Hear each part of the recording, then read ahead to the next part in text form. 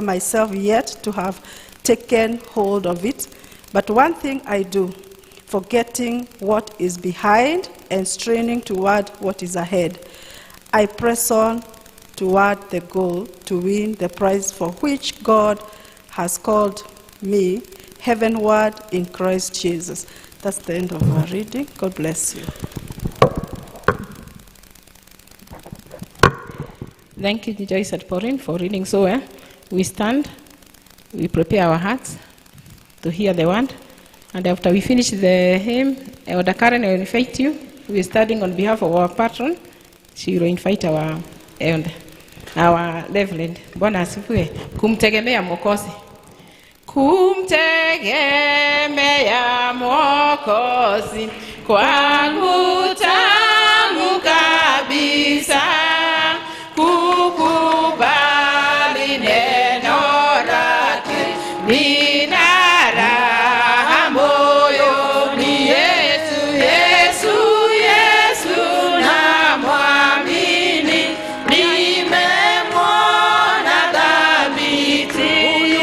Yesu, Yesu yu zamani, ahadi zake kweli. Thank you very much. We may be seated.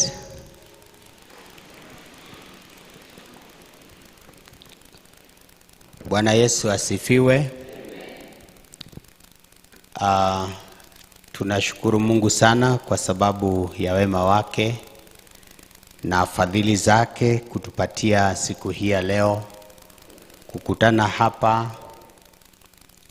kwa sababu tatu. Sababu ya kwanza ni kwamba sote tuko hapa kama washirika wa ushirika huu kuabudu pamoja jinsi ambavyo tunafanya kila mwezi. Sababu ya pili ni kwa kina mama wa Women's Guild kukutana siku hii ya leo hapa kanisani kwa ushirika. Na sababu ya tatu ni kukua na familia ya Bwana Paul Kungu ambaye amekwisha kututangulia. Tunaleta rambirambi zetu kwa familia hii.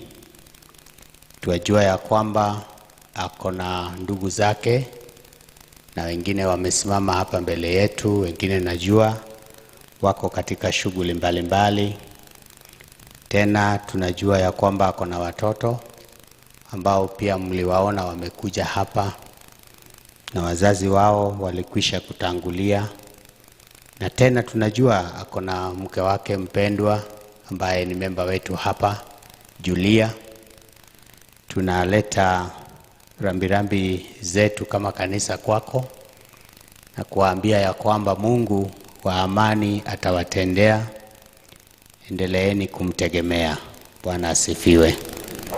Ndipo tunaimba tukisema kumtegemea Mwokozi kwangu tamu kabisa. Kuamini neno lako nina raha moyoni. Ni rahisi sana kuimba huo wimbo, lakini ni ya muhimu ya kwamba tunafaa kuchukua maneno ya wimbo huo na kuyaweka ndani ya maisha yetu. Tunajua ya kwamba ni wakati mgumu kwa familia hiyo na hata sisi kama kanisa kuwa na msiba wa namna hiyo, na nimefurahi kuwaona kuja kushikiliana na familia hii jinsi tulivyowaomba. Bado tunawasubiri siku ya Ijumaa tuende na tukae pamoja na familia hii na tuwaonyeshe ya kwamba hakika tuko pamoja na wao. Mimi naitwa Otieno Hagola na Yesu ni Bwana na Mwokozi katika maisha yangu. Niseme ya kwamba hata sisi kama familia pia tuko na msiba, na elda wetu Jeremia pia ako na msiba, na hii yote ni yetu. Kwa hivyo hatuwezi tukawachana hata kama tupo katika hali hiyo. Wakristo wanaitwa the wounded soldiers. Kindly turn to your neighbor and tell your neighbor, you are a wounded soldier. Discuss that a bit. What is the meaning of being a wounded soldier? Yeah? What does it mean when we say you are a wounded soldier?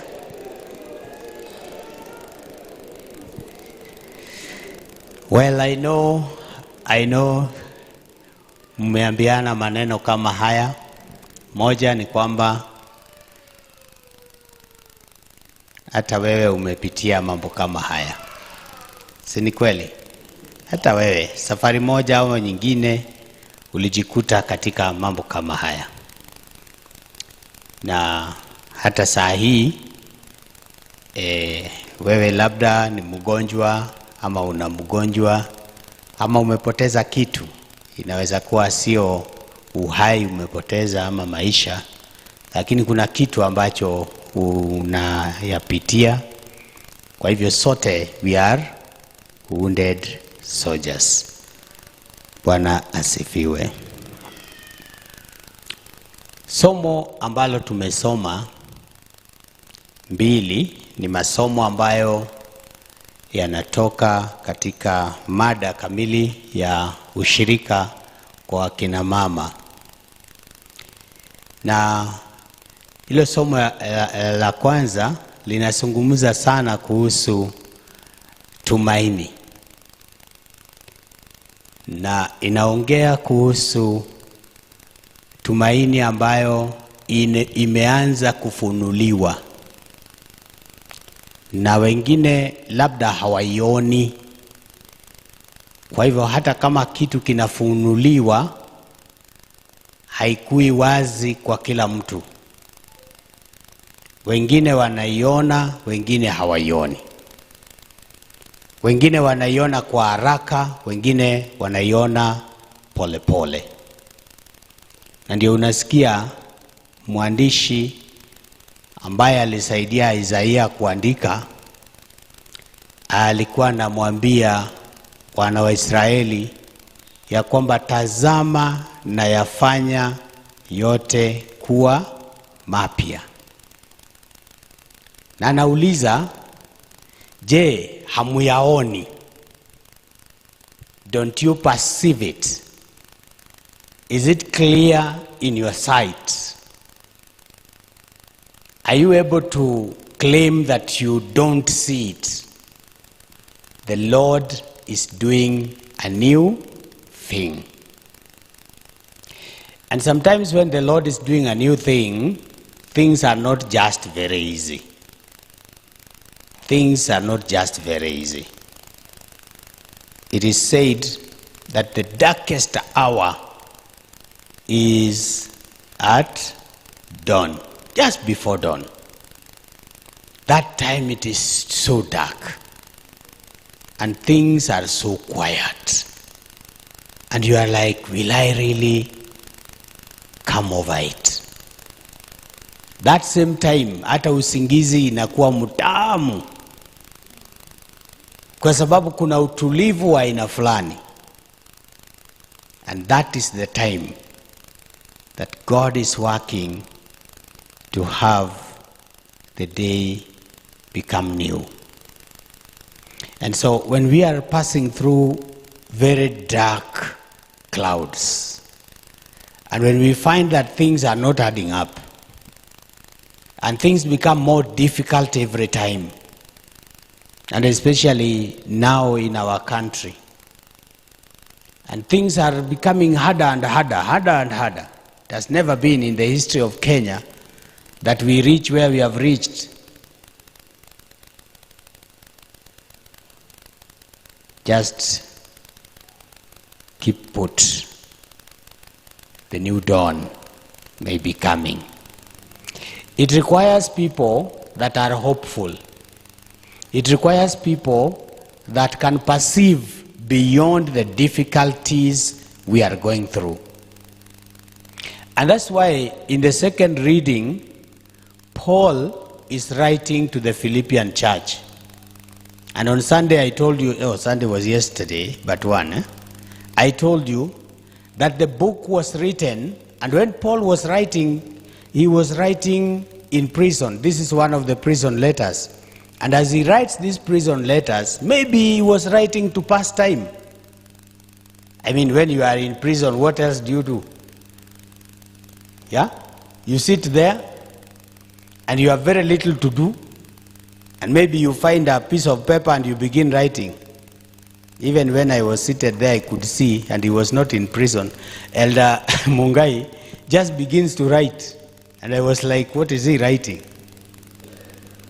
So sometimes when you are in prison like he was just there, but then he decides to write. And he was not writing to a people that he would carry the epistle and take to them, because he was in chains. His hands were in chains, but his heart was bubbling with joy.